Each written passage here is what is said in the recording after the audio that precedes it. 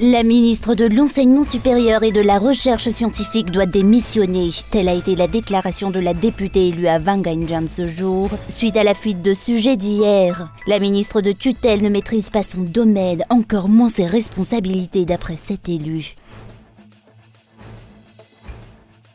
Les opposants sont les responsables des troubles d'hier, a dénoncé ce jour le pouvoir exécutif. La fuite des sujets du baccalauréat et les examens officiels qui se sont déroulés dans le noir, sans électricité, éclairés par des bougies, intriguent les observateurs de la vie nationale. Le régime actuel n'a pas attendu longtemps avant d'accuser et de pointer du doigt, une fois de plus, les opposants.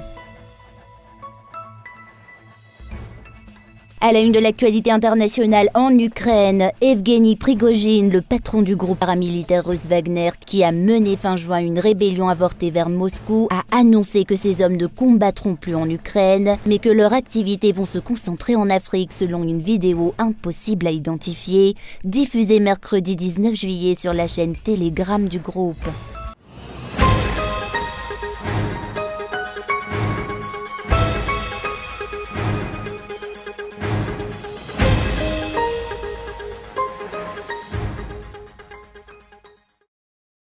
La ministre de l'Enseignement supérieur et de la Recherche scientifique doit démissionner. Telle a été la déclaration de la députée élue à Wanganjan ce jour suite à la fuite de sujets d'hier. La ministre de tutelle ne maîtrise pas son domaine, encore moins ses responsabilités, d'après ce parlementaire. Il s'agit de la seconde fuite de sujets d'examen du baccalauréat du régime actuel. Le premier cas a été constaté en 2019. La fuite de sujets de cette année concernait les épreuves d'histoire-géographie, un incident qui a perturbé le déroulement des épreuves du baccalauréat partout dans l'île. J'estime qu'en tant que responsable, il y a un moment pour trouver des solutions et un moment pour reconnaître ses échecs. Et une fois arrivé à ce stade, il vaut mieux se retirer et passer à autre chose que l'on maîtrise peut-être mieux. La fuite du sujet d'examen n'est pas la seule faille observée chez la ministre de tutelle. Les arriérés de paiement, dont les bourses, les vacations et les indemnités des enseignants-chercheurs, ainsi que les problèmes des entrepreneurs et autres demeurent des cas non résolus, déplore la députée de Wanganjan, et les déclarations du président de la République dimanche dernier, ainsi que les réponses aux questions qui lui ont été posées, ne résolvent en rien les problèmes de la population malgache, dénonce cet élu.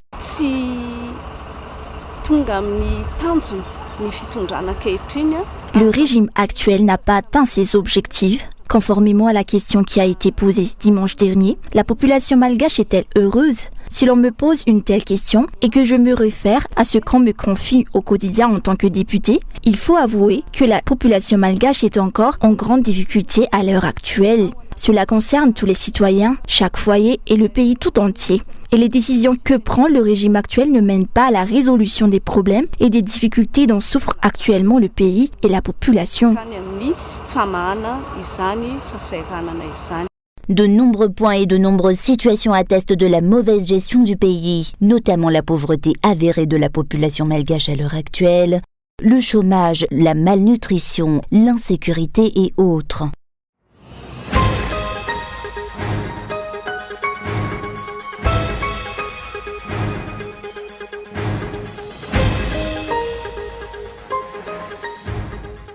Les opposants sont les responsables des troubles d'hier, a dénoncé ce jour le pouvoir exécutif. La fuite des sujets du baccalauréat et les examens officiels qui se sont déroulés dans la pénombre, éclairés par de simples bougies hier, intriguent les observateurs de la vie nationale, vu que ces événements se sont produits quelques jours après les déclarations du président de la République concernant la scolarité de ses enfants à l'étranger, qui serait à l'origine de sa demande de naturalisation. Le régime actuel n'a pas attendu pour accuser et pointer du doigt une fois de plus les opposants. Le régime actuel se positionne en victime face aux événements d'hier, une réaction qui n'étonne désormais plus les citoyens et les observateurs de la vie nationale, qui prévoyaient déjà qu'une fois de plus, les dirigeants allaient trouver un bouc émissaire et accuser l'opposition. Ils ont visé une déstabilisation. Certaines limites ne doivent pas être dépassées, pourtant, ils l'ont dépassée. Le régime actuel n'a pas su tirer des leçons des erreurs passées. Les fuites de sujets ne sont pas nouveaux. Le même cas a été observé en 2019. Des rumeurs concernant une fuite de sujets ont aussi couru lors des examens du BEPC de cette année. Mais aucun responsable étatique n'a confirmé ou démenti ce fait. Les dirigeants actuels ne savent pas prévoir, dénoncent les observateurs de la vie nationale. Raison pour laquelle les candidats aux examens ont dû passer les épreuves d'histoire-géographie d'hier dans le noir. Figés par l'appréhension face au retard des épreuves, les jeunes malgaches n'ont pas pu se concentrer correctement. Ils redoutaient déjà le trajet à effectuer plus tard dans la nuit face à l'insécurité qui prévaut à Madagascar. Des événements qui prouvent que Madagascar est actuellement en pleine régression. En dépit des explications fournies par l'exécutif, les candidats aux examens du baccalauréat ont été contraints de faire face à cette épreuve dans le noir, sans électricité. Les observateurs de la vie nationale émettent actuellement des doutes sur la priorisation de l'éducation à Madagascar, notamment face aux récentes déclarations du président de la République malgache, qui a justifié sa demande de naturalisation française par le cursus scolaire et universitaire de ses enfants à l'étranger. Le corps enseignant à Madagascar s'indigne de la situation. Cette épreuve d'histoire-géographie du bac 2023 marquera l'histoire de l'éducation à Madagascar. Elle ne sera pas non plus oubliée par tous les candidats qui ont dû vivre la soirée d'hier. L'avenir de plus de 215 000 jeunes qui ont passé leur baccalauréat cette année et qui intégreront prochainement l'enseignement supérieur dans quelques mois est particulièrement redouté par les observateurs de la vie nationale à l'heure actuelle.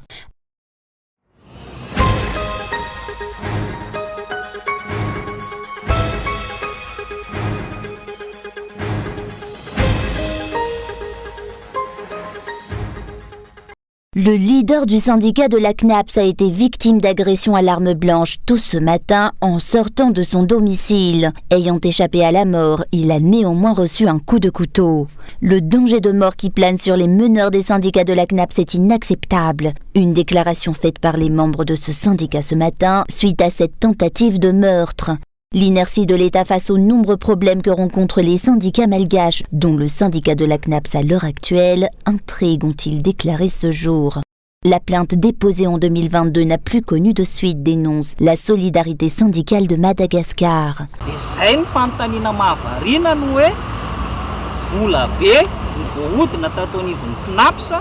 La question se pose de savoir pourquoi lorsqu'une importante somme d'argent a été détournée au niveau de la CNAPS, les personnes suspectées d'être à l'origine de ce délit ne sont pas sanctionnées. Elles n'ont même pas été convoquées par la justice, alors que lorsqu'il est question de délits moins sérieux, la justice malgache est très rapide. Un voleur de volaille peut être placé sous mandat de dépôt en un temps record, mais lorsqu'il est question de détournement de plusieurs milliards, la justice délivre une mise à disposition des personnes mises en détention. Or, selon la loi, tant qu'un justiciable est placé sous mandat de dépôt et qu'il est encore dans l'attente de son jugement, il ne peut pas bénéficier d'une mise à disposition. C'est une procédure illégale. Qui est le responsable qui a accordé cette mise à disposition?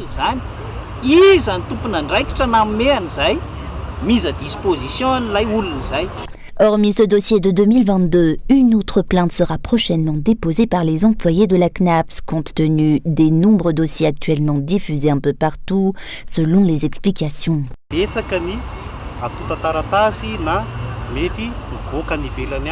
De nombreux documents circulent actuellement dans les médias et sur les réseaux sociaux. Il ne s'agit pas d'une fuite interne de la CNAPS. C'est une personne extérieure qui a diffusé ces documents. Nous sommes nous-mêmes étonnés de voir ces dossiers. Nous procéderons prochainement au dépôt d'une plainte contre l'auteur de la diffusion de ces dossiers, vu que cela nous a énormément choqués. Les employés de la CNAPS vont se réunir et déposer une plainte pour découvrir les réalités qui prévalent au niveau de cette société. La Caisse nationale de la prévoyance sociale déclarera faillite en très peu de temps si les cas d'exploitation abusive des caisses de la CNAPS se poursuivent, dénonce le syndicat de la CNAPS. Une étude actuelle a révélé que cette société est actuellement menacée de banqueroute. En l'absence de mesures drastiques dans la gestion des affaires de la CNAPS, d'ici à 2027, une gestion des affaires de la CNAPS est nécessaire. Si les mauvaises pratiques qui tendent à vider les caisses de la CNAPS se poursuivent, cette société s'effondrera incessamment. Jusqu'à ce jour, les réclamations des employés de la CNAPS se poursuivent partout dans l'île. Ils réclament la transparence dans la gestion de cet établissement public national, ainsi que l'arrêt des pratiques douteuses qui tentent à vider ses caisses. La CNAPS risque la faillite. Elle pourrait finir comme presque toutes les sociétés d'État, actuellement ruinées et en difficulté selon les explications reçues.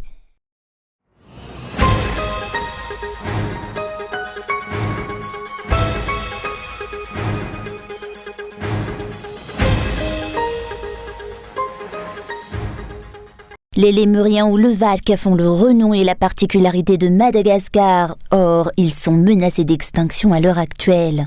Des mesures s'imposent et concernent tout le monde, selon un expert. La lutte contre la chasse aux lémuriens et contre la déforestation s'annonce encore difficile, a-t-il déploré. L'ignorance de nos richesses naturelles et de leurs valeurs constitue un problème à résoudre rapidement.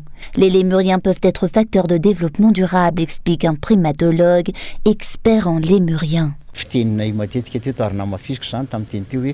Je l'ai toujours dit, les lémuriens pourront payer les dettes de Madagascar à travers le tourisme. Cet événement visera le renforcement des relations entre Madagascar et le Japon, mais aussi la promotion du tourisme à Madagascar pour le développement durable. Madagascar ne doit pas être aussi pauvre. Notre pays n'est pas en guerre. Or, il est au même rang que ces pays. Les dépenses superflues et les failles dans la gestion des dépenses est l'une des origines de l'appauvrissement d'un pays d'après les résultats d'une enquête. Les dépenses superflues sont à l'origine de l'appauvrissement de notre pays. Parmi ces dépenses superflues figurent les pertes de temps, la dégradation des matériaux. Madagascar compte actuellement 112 variétés de varques, tous menacés d'extinction face à la destruction de leur habitat naturel et de la dégradation de l'environnement. Leur préservation requiert une forte mobilisation et une sensibilisation à l'échelle nationale. Madagascar regorge d'espèces endémiques et insolites qui attirent les touristes. Chacun est responsable de la protection et de la préservation de cette ressource naturelle. Il s'agit d'un bien commun.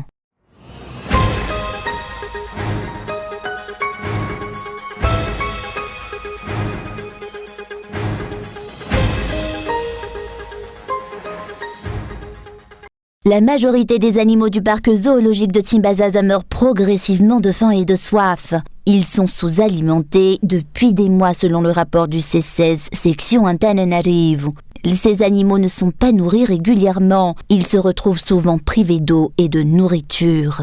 Cette situation dure maintenant depuis des mois. 19 animaux sont morts dans le parc de Tsimbazaza du mois de mars au 9 juillet dernier. Il a aussi été prouvé que certains animaux de ce parc sont infectés par la tuberculose. L'enseignement supérieur lance un appel au ministère de tutelle et aux premiers responsables de ce parc face à la situation qui prévaut.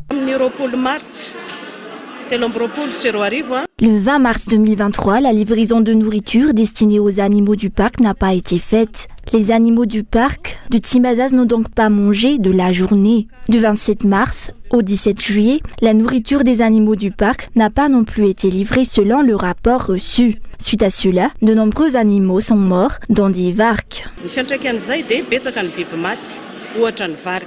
La tuberculose dont souffrent certains animaux de ce parc botanique et zoologique a été prouvée d'après le rapport du CSS.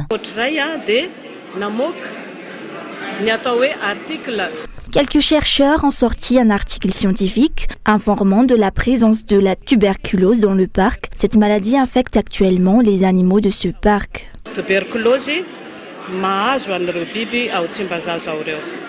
La majorité de ces animaux actuellement sous-alimentés et mal entretenus dans le parc botanique et zoologique de Tsimbazaza sont des animaux endémiques qui font la renommée et la particularité de Madagascar. La plupart sont des espèces menacées d'extinction. Ce parc génère pourtant des revenus quotidiens à travers les tickets d'entrée que doivent payer les visiteurs. La question se pose de savoir à quoi servent donc les recettes de ce parc et comment sont-elles administrées. Les infrastructures de ce parc ne font l'objet d'aucun entretien et les animaux ne sont même pas nourris correctement. Les soins médicaux nécessaires à chaque espèce ne sont plus prodigués.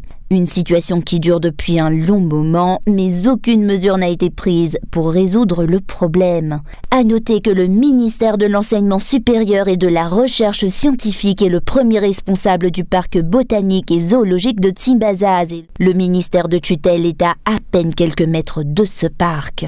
Les réalités de ce parc sont donc facilement constatables, mais n'ont jamais fait l'objet d'une intervention. Si une aire protégée en pleine ville dans la capitale de Madagascar est gérée de cette manière, la question se pose de savoir dans quel état sont actuellement les autres aires protégées. Partout dans l'île, dénoncent les observateurs de la vie nationale.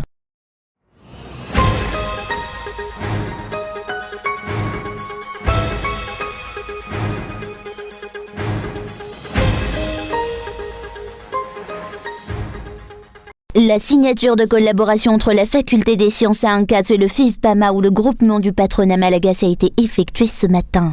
Une collaboration visant à promouvoir l'entrepreneuriat à Madagascar à travers l'exploitation et l'usage des résultats de recherche effectués par l'université, ce qui mènera par la même occasion à la protection et à la valorisation des recherches effectuées par la faculté.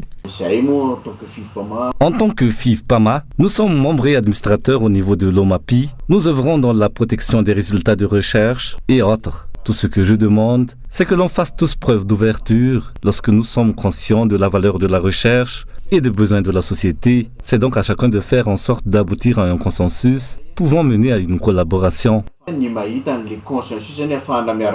Cette collaboration entre les entrepreneurs malgaches est d'une importance capitale selon les responsables de l'université. De nombreux résultats des recherches faites par les étudiants et par les enseignants-chercheurs ne sont pas reçus comme ils se doivent. Ils finissent tous aux archives selon les explications. Une évolution positive, des changements et des intérêts palpables, tant dans le monde de la recherche que dans le monde de l'entrepreneuriat local, sont attendus et espérés suite à cet accord de coopération entre les deux parties.